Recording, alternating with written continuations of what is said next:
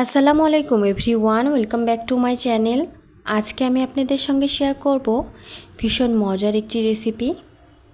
আর কোরবানির পরে এটা কিন্তু একটা খুবই সহজলভ্য, সবার হাতের কাছেই থাকে সব উপকরণ, খুব সহজে তৈরি করে নিতে পারেন।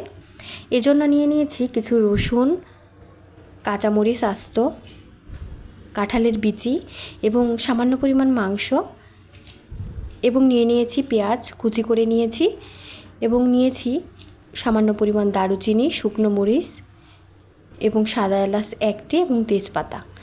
দিয়ে দিচ্ছি হাফ চামচ হলুদ গুঁড়া, হাফ চামচ মরিচ গুঁড়া, এবং দিয়ে দিচ্ছি হাফ চামচ গরম মশলার গুঁড়া এবং হাফ চামচ জিরার গুঁড়া। দিয়ে চুলাটা অন করে দিব এবং এ পর্যায়ে দিয়ে দিব সরিষার তেল। সরিষার তেলটা দিয়ে খুব ভালোভাবে নেড়ে চেড়ে একটু সময় কষিয়ে নেব।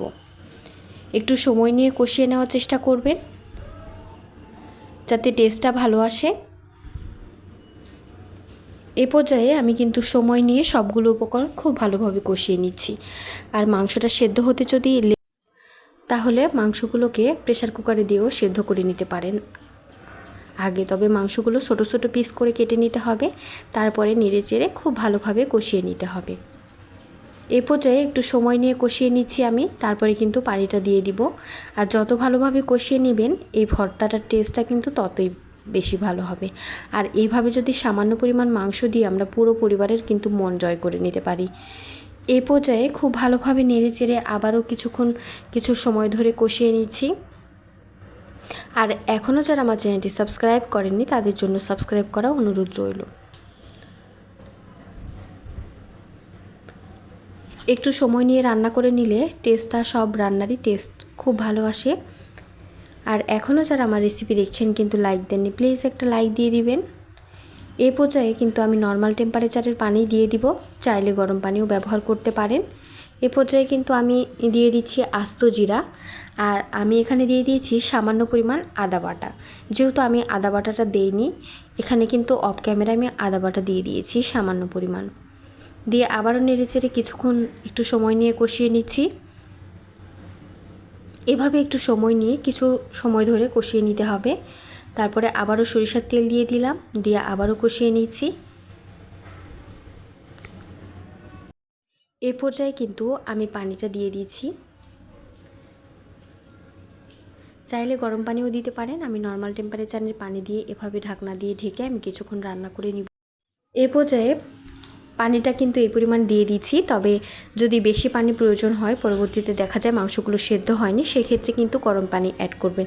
ঠান্ডা পানি অ্যাড করলে কিন্তু স্বাদটা নষ্ট হয়ে যাবে। এ পর্যায়ে আবারও নেড়ে চেড়ে একটু সময় আমি ভেজে নিচ্ছি। এ পর্যায়ে ভেজে নিয়ে কিন্তু পাটায় বেটে নিলে এই ভর্তাটা তৈরি হয়ে যাবে। আর খুব সহজে এই ভর্তাটা তৈরি করা যায়। আর এটা কিন্তু গরম ভাতের সঙ্গে খেতে খুবই মজার হয়।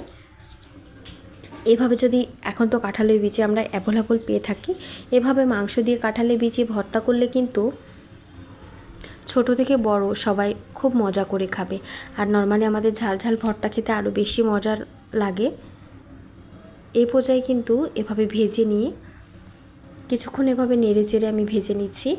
আবার একটু সামান্য পরিমাণ তেল দিয়ে ভেজে নিচ্ছি। এ পর্যায়ে কিন্তু একদমই ভাজা হয়ে গেছে। এখন চুলাটা অফ করে দিয়েছি। চুলাটা অফ করে দিয়ে ঠান্ডা হওয়া পর্যন্ত অপেক্ষা করব। ঠান্ডা হওয়ার পর কিন্তু আমি পাটায় বেটে নিব। চাইলে আপনারা ব্লেন্ডারেও ব্লেন্ড করে নিতে পারেন, তবে আমি পাটায় বেটে নিচ্ছি। অনেক বেশি মিহি করার প্রয়োজন নেই, নর্মালি বেটে নিলেই হবে। এ পর্যায়ে আমি কিন্তু এভাবে পাটায় বেটে নিলাম। চাইলে আপনারা ব্লেন্ডারে ব্লেন্ড করে নিতে পারেন। আমার বাটা কিন্তু হয়ে গেছে, দেখেই বুঝতে পারছেন ভর্তাটি রেডি। আর আমার রেসিপি ভালো লাগলে অবশ্যই চ্যানেলটি সাবস্ক্রাইব করবেন এবং পাশে থাকা বেল আইকন ক্লিক করবেন। এই পর্যায়ে ভর্তাটি উঠিয়ে নিচ্ছি এবং আরও বাকি যে অংশটুকু আছে সেগুলো আমি একইভাবে বেটে নিয়ে ভর্তাটা তৈরি করে নিচ্ছি। তারপরে একটা বাটিতে উঠিয়ে নিয়ে সরিষার তেল দিয়ে পরিবেশন করে দেখিয়ে দিচ্ছি কতটা লোভনীয় হয়েছে। খেতেও হয়েছে অসম্ভব মজার। এতক্ষণ যারাই আমার সঙ্গে ছিলেন তাদেরকে অসংখ্য ধন্যবাদ জানিয়ে আজকের মতো বিদায় নিব। তার আগে পরিবেশন করে দেখিয়ে দিচ্ছি কতটা সুন্দর হয়েছে। এতক্ষণ সঙ্গে থাকার জন্য ধন্যবাদ। আল্লাহ হাফেজ।